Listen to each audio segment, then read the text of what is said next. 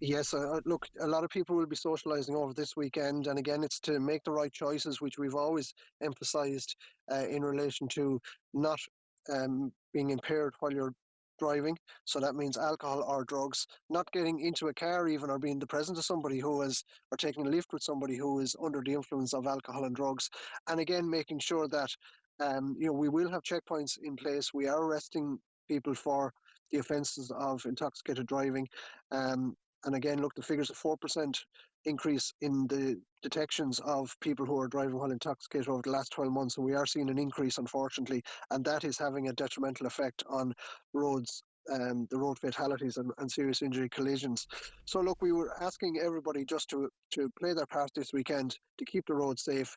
And again, look, as I said, everybody can play their parts, and let's make sure everybody enjoys the weekend. Yeah, and that holding friends to account is particularly a big factor when it comes to even things like wearing a seatbelt as well. It is, and if you get into a vehicle now and somebody in the rear of the car is not wearing a seatbelt, or a passenger, or whatever way it translates, the onus is the responsibility on the driver to make sure all their passengers are belted up, but vice versa.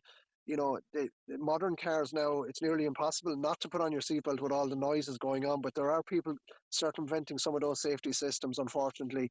So once you get into the vehicle, make sure you're well belted in, make sure your vehicle is roadworthy, in good condition to drive, and then drive to the conditions and within the legal requirements.